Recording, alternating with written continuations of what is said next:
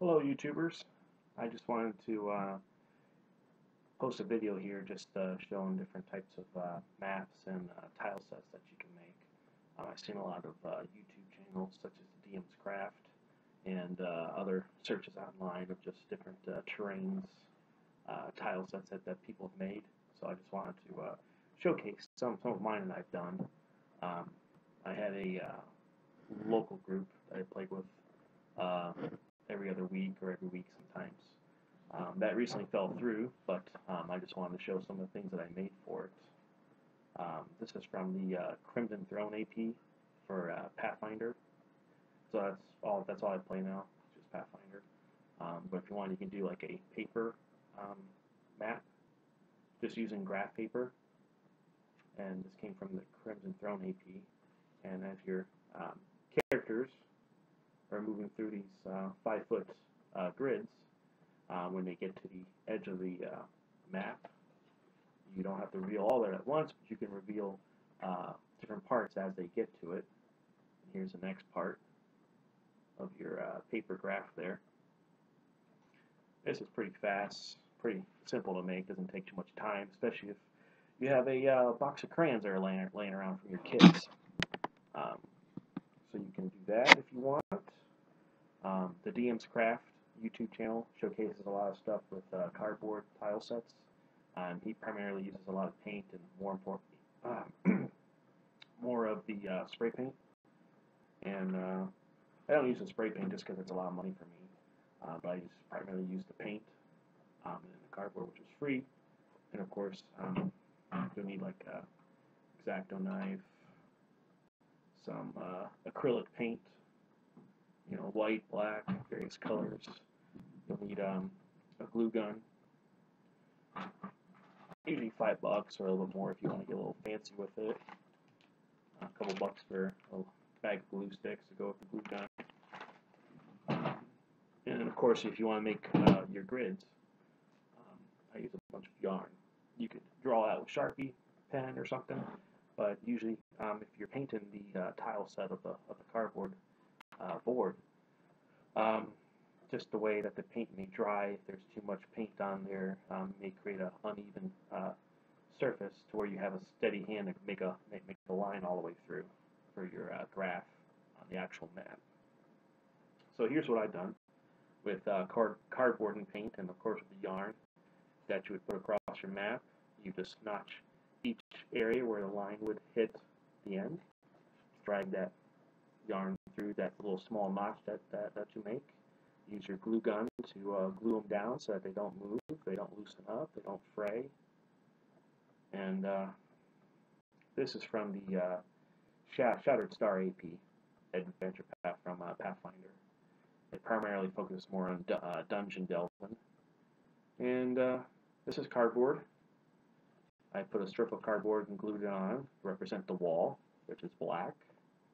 You can have some obstacles here, which could be difficult terrain, as well as the difficult terrain you see here with the sort of shallow pit there. That's all just paint there. And then you're probably wondering what these gaps are for. You can add a door to it.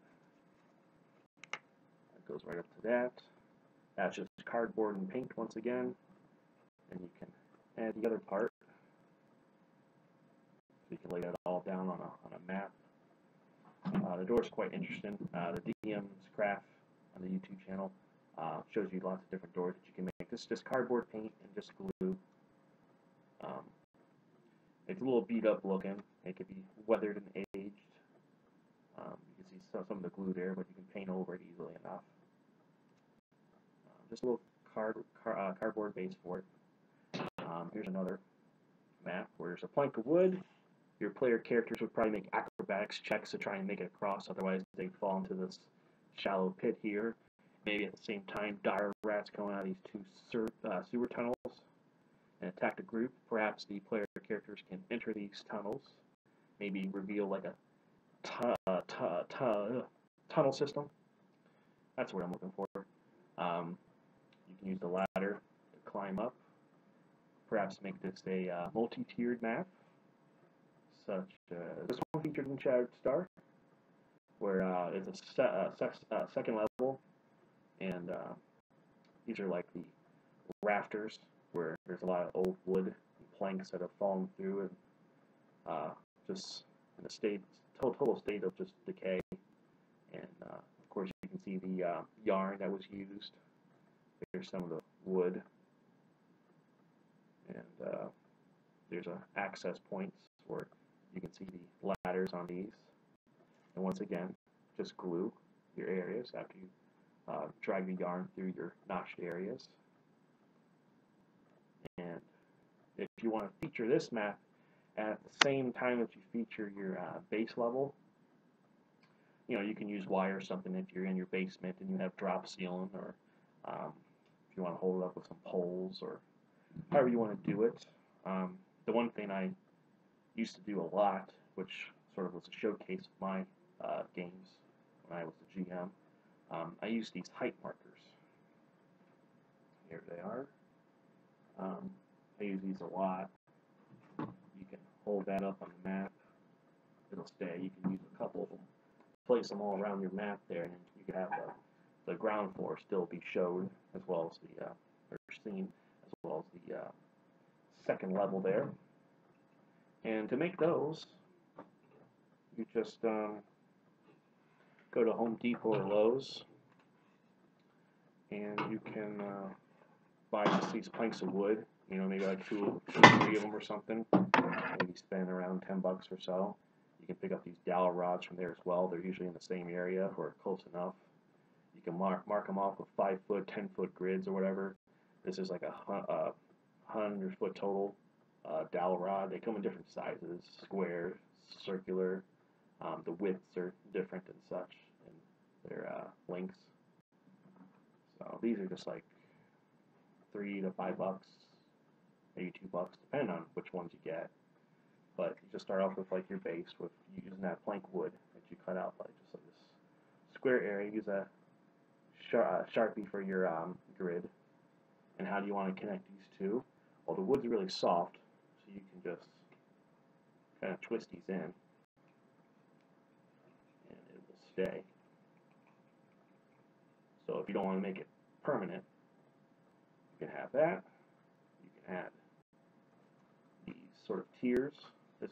This could be used for like aerial combat. Your player characters are flying, trying to fight a dragon, maybe some wyverns. You can do underwater combat, where this represents depth. And to kind of keep this from not moving around, you can use little clothes hanger pins. Just clip that underneath there, and it won't really move, especially under the weight of your D&D miniatures. They should hold up nicely on that. And then, you can have multi-paths here, multi-tiers. If, your people are cluttered together or the fight's pretty close, you can have like 3 or 4 of these all around on your map. So I use these a lot and have a lot of great success with them. As far as the success, this is from Skull and Shackles Adventure Path from Pathfinder. You can use those tiers to create a pirate ship, wood base, and then you can use 3 of those height adjusters there, and you can represent each level as like 20 feet, or you can adjust it where you can move the clothespinners up and down. You have little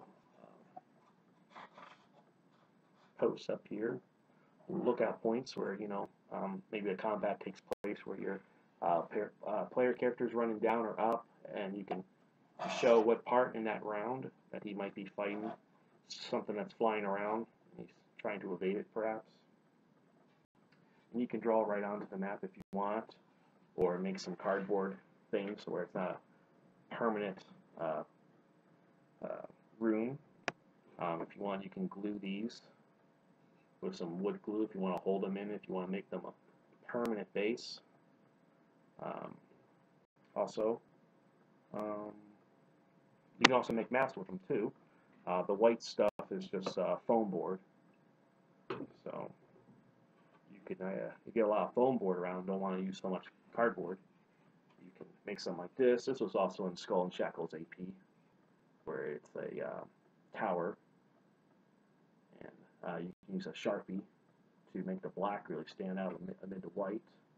Use a pencil for your graph or your grid. You can lightly shade like the doors and such to give like a gray effect to certain areas. You got your top level, and you can make this one 20 feet. Maybe this one will be 15 feet, and you can adjust the little levels on these, and then you got your characters.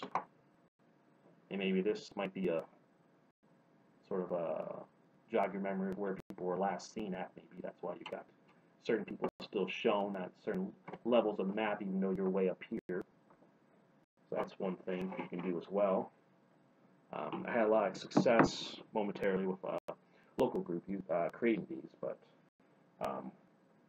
I've had much more success with an online group with Jade Regent Adventure Path. It's primarily online, using a virtual tabletop, and you got JPEGs for maps.